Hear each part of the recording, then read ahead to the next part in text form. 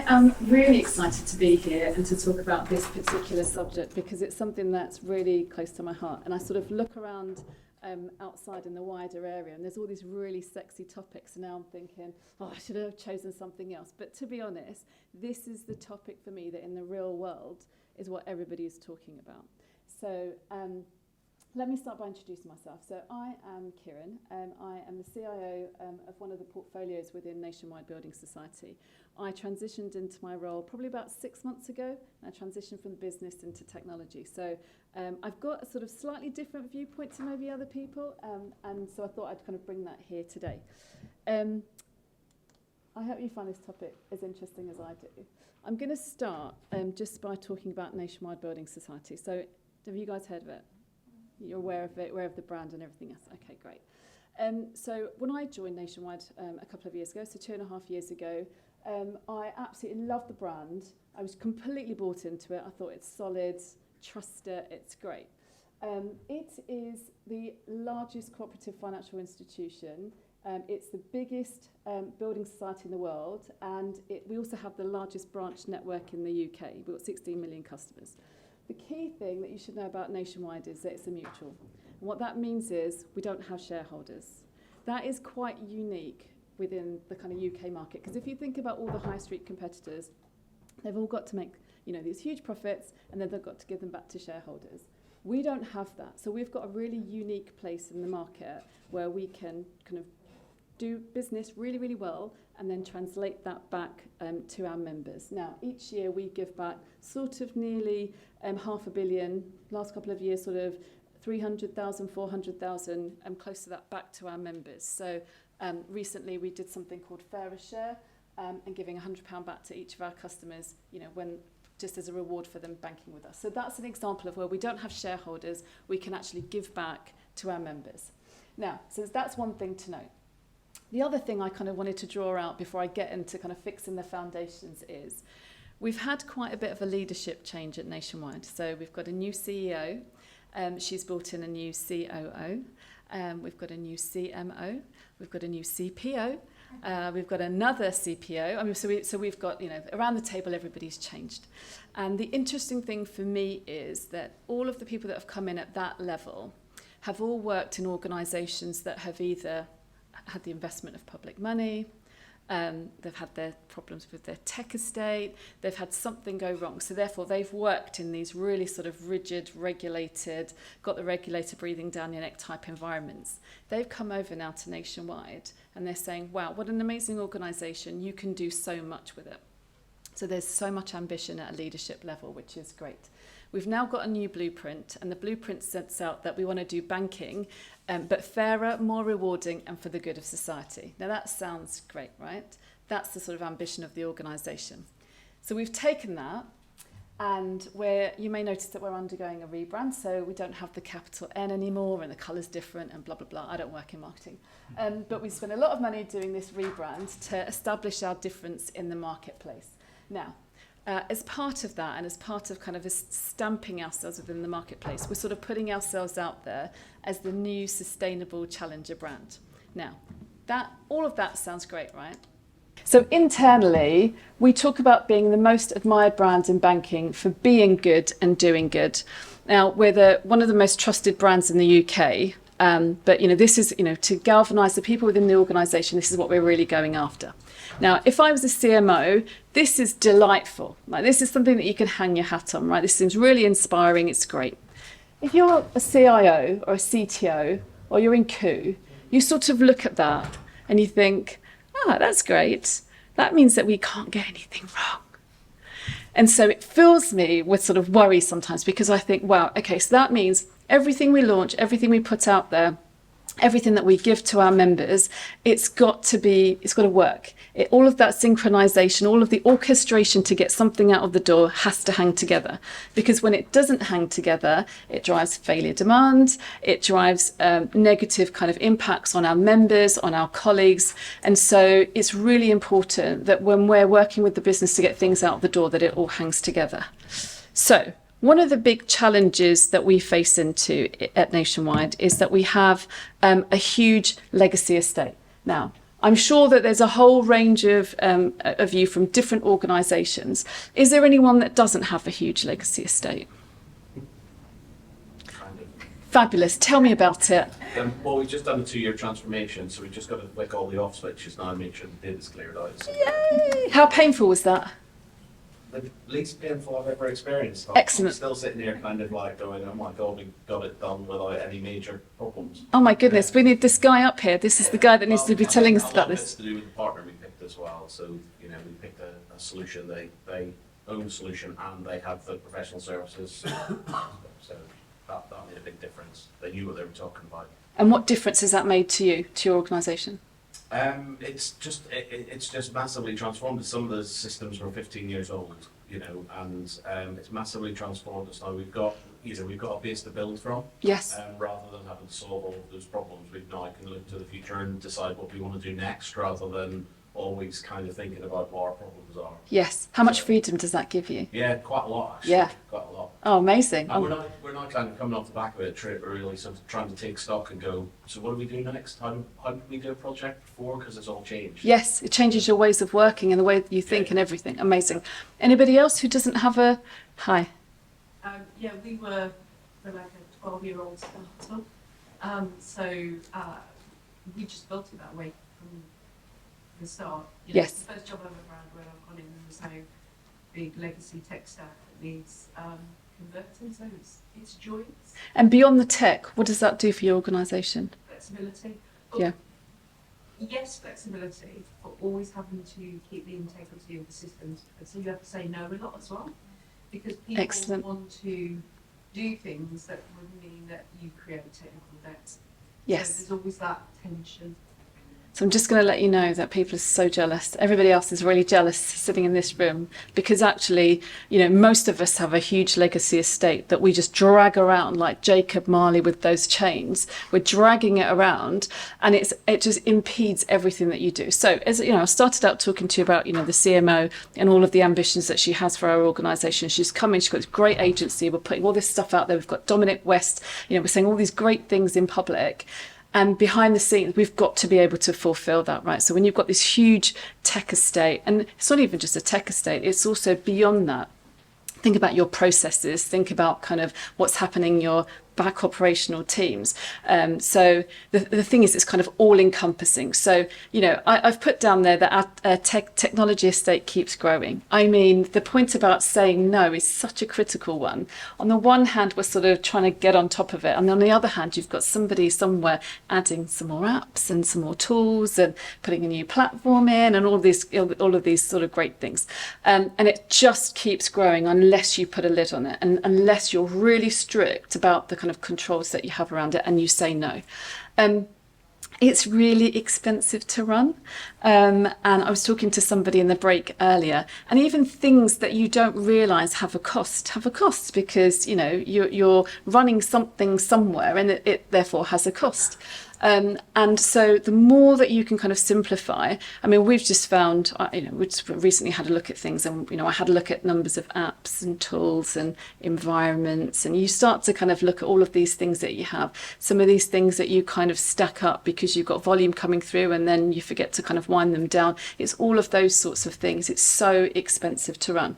And when you have things, you need people to run those things, and so therefore the cost just becomes, you know, it just grows and grows. And it's interesting because our coup, obviously I can't give numbers for commercial sensitivity, but it's interesting that our new coup, who's worked at Barclays and worked at TSB and other places, has come into Nationwide and is saying, wow, like this estate is quite big and it's very costly. So for somebody like that to come in and say that, that's quite interesting for us. So we've really got to work on it. We've got a lot of drag and inefficiency, and this just stifles freedom and creativity. We've got people doing legacy things, cranking the handle. You know, we've had all of that sort of stuff that we've had to deal with. And it really makes it difficult to strive to be what we're calling a modern mutual. And, you know, we want to take mutuality. So Nationwide Building Society is this traditional kind of brand, and we are famous for being a mutual. We want to bring that mutuality and we want to make it modern. And that's really what we're striving for. So that's been really, really key for us. And I think the key thing is just making sure that the technology supports the business, supports the marketing, like everything supports everything, and we're in line with each other. So I'd be really interested to hear your story about how you've kind of fixed the foundations, because so we're working on a 3 horizon kind of strategy, and Horizon 1, so we tried in previous iterations to jump to Horizon 2 and Horizon 3. So we tried to revitalise the offering, and we tried to kind of develop distinction by, you know, putting hero products and things out there. That just impacts margin. It doesn't, and it drives failure demand into your back end. Without fixing the foundations first, it becomes really, really difficult to sort of power ahead. So we're really focused on fixing the foundations, and that message has come from the top. Now, that doesn't mean that we're not doing creative things and we're not putting great products and services out there, but it means that there's certain things that we have to do that have to be prioritised within the portfolio. I don't know how your organisations are at prioritisation, but we do struggle to say no. We actually try to do everything because we're a nice organisation, and we think if we just give it a go, we might be able to get it over the line. And that is that's the killer. So fixing the foundations. Now, there's a couple of things that I thought I wanted to sort of draw out in terms of how we've started to do that, and the success that it's driving. So getting on top of the estate. And this might sound like, okay, so, you know, measure everything. Okay, well, obviously, that's what we should be doing in our jobs. But it's so interesting that we drag around this legacy estate and we think we need to do it because we have to. Actually, if you start looking at the numbers and you start looking at, you know, the trajectories of things, and you start looking at your end of service life position, and you start looking through various different lenses, suddenly those numbers start to speak for themselves. And it's interesting that if you measure things, and then if you set yourselves targets against them in terms of kind of winding things down, and you create a focus on it, it's amazing what you can get done. So, you know, I think as an organisation, we've been trying to manage our end of service life position for quite a while. And actually this year we've made some massive inroads, because something is unsexy. It was really seen as unsexy. It was really seen as, oh, you know, something that we can probably push out as far as we can. Actually, you can't. And there's no point in dragging that along with us. It's something that needs to be faced into. Facing into the end of service life challenge has absolutely changed the way that we work. So you mentioned before that, you know, how did you work before? Actually, when you kind of galvanise people around a problem, and you're providing direction, you're providing the data, you change the cadence and you change the rhythm and the drumbeat around it. It's amazing what you can actually get done. So, you know, really getting on top of the estate. So for us, that was, you know, we started with apps, tools, platforms, environments, people, partners. You know, we looked at the data on everything to see, you know, how can we make sure that we're driving efficiencies. And being clear on the enablers for the strategy. Now, at Nationwide Building Society, we've got 2 sort of core banking platforms. We've got a legacy banking platform. So you talked about your 15-year-old platform. We've got a 40-year-old platform. And the SMEs that manage the 40-year-old platform are due to retire. So it's really important for us that we kind of migrate onto I'm going to say the modern platform, but we've been going for a while, so that would be just taking it a bit too far. That, you know, in terms of these core banking platforms, just being on one is such a key enabler for everything that we're going to be doing in the future, and our ambition, that actually just getting that done. And culturally, that will be a big shift for Nationwide to actually, you know, get this programme of work finished. And the interesting thing about that is that culturally, there's a cultural aspect to also getting that done. So when you've got people who've been working on something for a long time, you know, it's what do they do after they've kind of transitioned out of, you know, after they've transitioned and migrated you, or what do they go on to next? So it's making sure that as you are doing the work and as you are kind of doing, you know, the migrations or whatever it happens to be, you need to take the people along with you. So in that particular case, we're really thinking about how do we not lose talent? How do we retrain people and make sure that, you know, we kind of keep the talent in-house? when you have a sort of multi-horizon view, as we're sort of undertaking, you've really got to be clear about what the exit criteria are to move to Horizon 2, and really hold yourself to it. Because what can traditionally happen is that you haven't quite got things done, so we'll just shift it into the next horizon.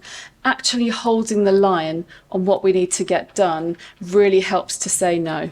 Really helps to kind of just be clear on your prioritization. And as I said, that's something that we really struggled with previously. And I think culturally as an organisation, we're quite a nice organisation, so nobody wants to say no. And so therefore prioritization is just so tough. But actually having those exit criteria, tracking against it, having the data, really understanding kind of your burn down route is really important. One of the other things that's really helped with fixing the foundations is clearing a pathway for your really important things that you need to get done. And what that means is that, really get behind. There's certain things that just have to be done and get over the line. And so how do you make sure that you clear the pathway? Because often what happens is you will have a leadership level that makes decisions and says, we'd like to do these great things. We want to go out there and want to say this, and we're going to back it up by doing these kind of signature things, and that's great. And then you sort of sometimes have a vacuum, and then down in the delivery teams, that sort of message gets lost. So really, really making sure that the messages are clearly aligned. Everybody's kind of has the same memo. We're really clear what we're trying to get done.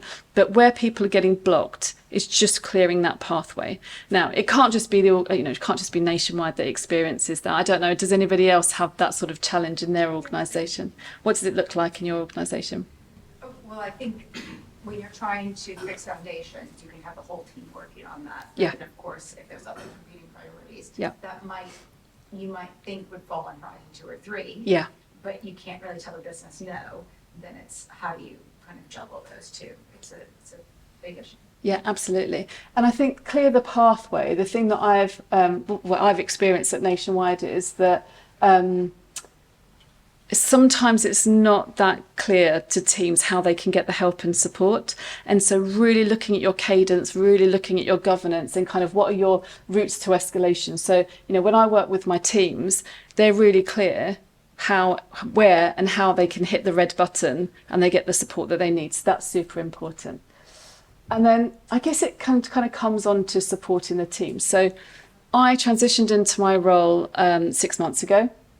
And when I transitioned from the business, I think it was a big worry for me that I'm coming from the business and I'm coming into technology. How many weeks would it take before they would find out that I don't actually speak the language? And so, I was reading all the books, I was talking to other people, and my principal architect has become my best friend. Speak to them all the time. But the interesting thing for me was, so in 6 months in, I would say 90% of my time is spent around team things. It's actually around people, joining the dots. How do you remove blockers? How do you provide direction? How do you kind of solve for things? And how do you sort of try to think about things differently? And I think my perspective coming over from the business makes me quite unique. It also helps that I can ask stupid questions, which sometimes other people don't know the answer to. So, that's always a good challenge. But the teams are critical to everything that you're trying to do. And by the way, often in fixing foundations, it's not sexy work. It's often, you've got legacy systems that have got, they've got sort of established teams who've got their own subculture, then they're going to do things the way that they're going to do things. So often when you're sort of doing that type of work, there are sort of loads of things where the team needs support. The team needs leadership or guidance or needs support. And I think you really sort of need to think about the teams, the culture, the support, the guidance, the training, all of that, it's part of when you're thinking about fixing your foundations, you've got to think about the teams as well.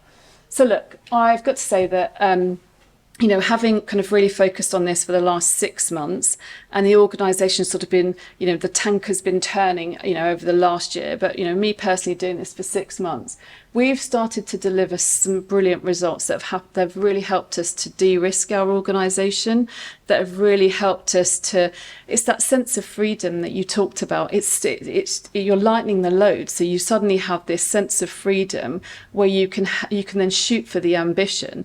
And we're starting working to now ensure that whilst we're dealing with, you know, the foundations, and it's not just the kind of legacy technical estate, but it's also more broadly around our processes and how do we interact with our back office teams and with product and marketing. How do we sort of all of us collectively think about fixing the foundation? So when we talk about Horizon 1, we don't just have a technology view, we have a marketing view, we have a product view. So you've got a society view of what the exit criteria look like. So you will hear our CEO talking about this Horizon view, what we've done, how we're kind of migrating into that next horizon. So look, the long and short of it is, it might sound a bit dull to fix the foundations. Actually, it's probably the most exciting thing that you can do, because once you've done it, as that gentleman said, I mean, you had this just had this glow about you when you were talking about kind of, you know, what the environment is like for you to work with him. So, you know, that's where we're trying to get to.